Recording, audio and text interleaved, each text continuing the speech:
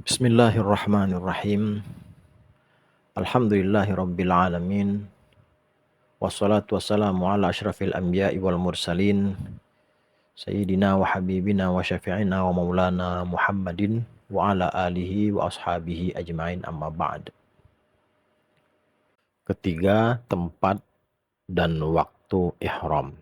Tempat ihram adalah yang disebut dengan miqat.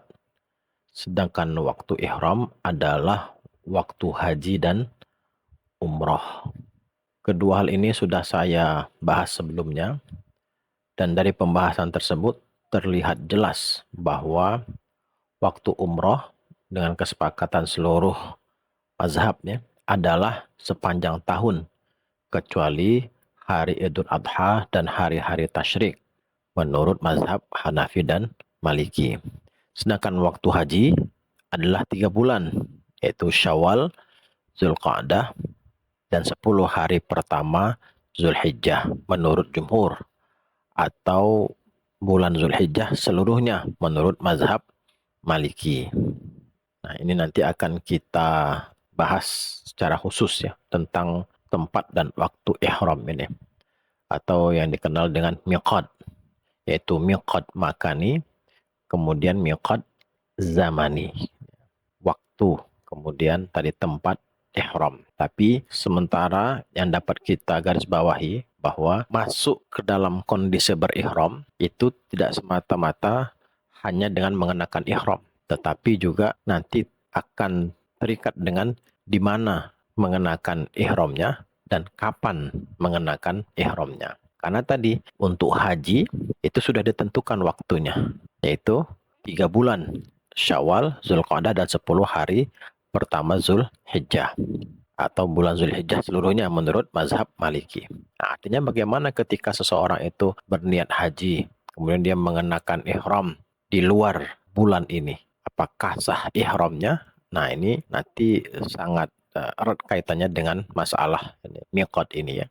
Kemudian bagaimana kalau seandainya dia melintas miqat tanpa mengenakan ihram? Karena apa? Tadi berihram itu terikat dengan tempat ihramnya. Jadi dia harus datang atau mampir ke tempat ihram ini yang sudah ditentukan itu ya, atau disebut dengan miqat itu. Ya tidak bisa langsung saja misalnya masuk ke Mekah tanpa mampir dulu, atau ketika melintasi tempat yang sejajar dengan tempat miqat ini, nah dia tidak melakukan apa-apa, hanya melintas saja. Nah, padahal nanti melafalkan niat itu lebih utama dan afdal dilakukan di miqat. Ini berkenaan dengan miqat ya. Jadi nanti akan kita masuk kepada pembahasan tersendiri tentang miqat ini, sebagaimana tadi disampaikan oleh penulis telah dibahas ya pada pembahasan sebelumnya. Nah, selanjutnya berkenaan dengan ihram juga adalah perbuatan yang hendaknya dilakukan oleh orang yang akan berihram. Ini karena sifatnya dianjurkan, termasuk perkara sunnah. Jadi kalau kita lakukan, maka akan menambah pahala kita. Apabila seorang hendak berihram, hendaknya dia melakukan amalan-amalan sunnah yang telah saya sebutkan sebelumnya dalam pembahasan tentang amalan-amalan haji. Yang terpenting diantaranya adalah yang akan disebutkan berikut ini. Adapun perkara yang harus dihindari oleh pelaksana ihram, atau seperti jenis pakaian, sepatu, dan sebagainya, akan diterangkan dalam pembahasan tentang larangan-larangan dalam ihram. Yang pertama, mandi untuk membersihkan diri atau berwudu. Tetapi mandi lebih afdol sebab kebersihannya lebih sempurna. Juga karena Nabi SAW dulu mandi ketika akan berihram. Nah, ini jatuh dia hukumnya menjadi sunnah. Kenapa? Karena Nabi melakukannya. Ya, Nabi dulu mandi ketika akan berihram. Mandi ini untuk membersihkan badan, bukan untuk kesucian diri. Karena itu, wanita yang sedang haid atau nifas pun melakukannya. Nah, jadi bukan mandi untuk mengangkat hadas ya, tapi ya mandi biasa ya untuk membersihkan badan. Karena kalau untuk mengangkat hadas ya perempuan nifas atau haid tidak boleh ya melakukan mandi mengangkat hadas. Kenapa? Karena dia sendiri masih berhadas, sehingga jatuhnya apa? Tabzir, karena tidak ada manfaatnya mandi mengangkat hadas sementara dia sendiri hadasnya masih berlangsung. Tapi karena ini tujuannya untuk membersihkan badan, maka wanita sedang haid dan nifas pun melakukannya. Ibnu Abbas meriwayatkan dari Nabi SAW bahwa para wanita yang sedang haid atau nifas dianjurkan mandi lalu berihram, serta disuruh menunaikan semua manasik. Hanya saja mereka tidak boleh melakukan tawaf di Ka'bah. Nabi SAW dulu juga menyuruh Asma binti Umais yang sedang nifas agar mandi. Hal ini menunjukkan bahwa mandi itu dianjurkan bagi kaum wanita ketika hendak ihram, sebagaimana ia dianjurkan bagi kaum pria. Karena mandi adalah nusuk dan anjurannya lebih kuat bagi wanita yang sedang haid atau nifas, sebab ada hadis yang menjelaskan demikian. Hal ini disepakati semua mazhab, namun jika seseorang tidak mendapati air, hendaknya dia bertayamum menurut mazhab Syafi'i. Karena mandi ini dimaksudkan sebagai bentuk ibadah atau pendekatan dan kebersihan. Maka jika salah satunya tidak dapat dilaksanakan, yang satu lagi masih bisa dilakukan. Maksudnya sang satu lagi ya kalau tidak bisa mandi, maka ganti dengan tayamum. Alasan lainnya adalah tayamum bisa menggantikan mandi yang wajib, maka lebih bisa lagi ia menggantikan mandi yang sunnah. Ini tayamum menggantikan mandi wajib saja bisa, apalagi menggantikan mandi yang sunnah. Ini alasannya. Kenapa Imam Syafi'i berpandangan kalau tidak ada air, maka boleh melakukan atau baik melakukan tayamum.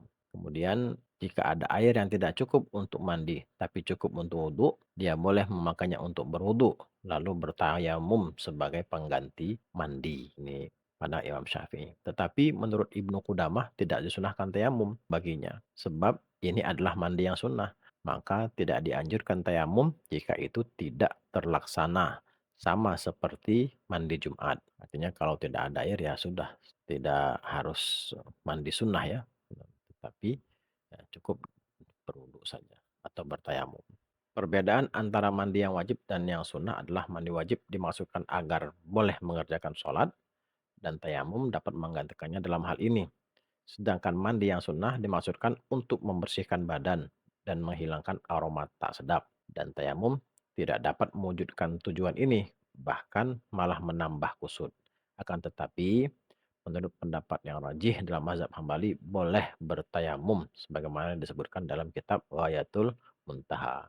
Dianjurkan pula membersihkan diri dengan melenyapkan kekusutan, kotor, debu, dan sebagainya. Menyingkirkan bau busuk, mencabut bulu ketiak, memotong kumis dan kuku, mencukur bulu kemaluan, dan menyisir rambut. Karena ihram adalah perkara yang disunahkan untuk didahului dengan mandi dan memakai wewangian. Maka ia pun disunahkan untuk didahului dengan acara aktivitas pembersihan tersebut. Sama seperti sholat Jumat. Ini yang nomor satu mandi ya, untuk membersihkan diri. Kendati tadi muncul pandangan kalau tidak ada air maka boleh bertayamum, tapi intinya kalau bisa diusahakan mandi-mandi. Kalau tidak ada air ya boleh hanya berwudu saja atau mungkin menurut Imam Syafi'i bertayamum. Kemudian yang kedua, laki-laki melepas pakaian berjahit dan mengenakan dua helai kain yang bersih. Ini kain ihram ya. Nanti terdiri atas sehelai sarung dan sehelai selendang yang baru dan sudah dicuci serta mengenakan sepasang sandal. Nabi SAW bersabda, hendaknya kalian berihram dengan mengenakan sarung, selendang, dan sepasang sandal. Jika tidak ada sandal, boleh memakai khuf tapi harus dipotong bagian mulutnya lebih rendah dari mata kakinya. Tapi menurut riwayat yang masyhur dari Imam Ahmad, mulut khuf tidak harus dipotong. Dalilnya adalah hadis Ibnu Abbas, "Waman lam yajid na'laini fal yalbas khuffain." Bagi yang tidak punya sandal, dia boleh memakai khuf. Ini tentang alas kaki ya. Jadi setelah melepaskan pakaian berjahit, hanya mengenakan buah helai kain saja. Nah, kemudian juga mengenakan alas kaki. Nah, alas kaki ini tadi kalau tidak ada sandal, maka boleh menggunakan atau mengenakan khuf. Nah, tapi ada yang mengatakan ujungnya dipotong, tapi Imam Ahmad mengatakan tidak harus dipotong. Wanita berihram dengan wajah terbuka, tidak tertutup cadar, dengan kesepakatan semua fuqaha. Jadi perempuan nggak boleh pakai cadar ya. Kemudian jika dia perlu menutupi wajahnya lantaran ada kaum pria yang lewat di dekatnya, maka menurut mazhab Hambali dia menurunkan kain dari atas kepalanya untuk menutupi wajahnya. Karena demikian itu dicontohkan oleh Aisyah dan para wanita lain yang sedang bersama Rasulullah Shallallahu Alaihi Wasallam. Yang kedua, ya. Kemudian mengoleskan parfum ke tubuh sebelum ihram. Ini menurut jumhur ya, bukan di pakaian menurut mazhab Hanafi dan Hambali. Karena pakaian adalah bagian terpisah dari dirinya. Begitu pula mengoleskan parfum ke pakaian menurut pendapat paling sahih dalam mazhab Syafi'i dengan dalil hadis Aisyah radhiallahu anha. Dulu aku mengoleskan wewangian paling harum yang kupunya kepada Nabi SAW ketika beliau ihram. Artinya pada waktu ihram beliau tidak apa-apa jika bekas parfum masih ada setelah ihram.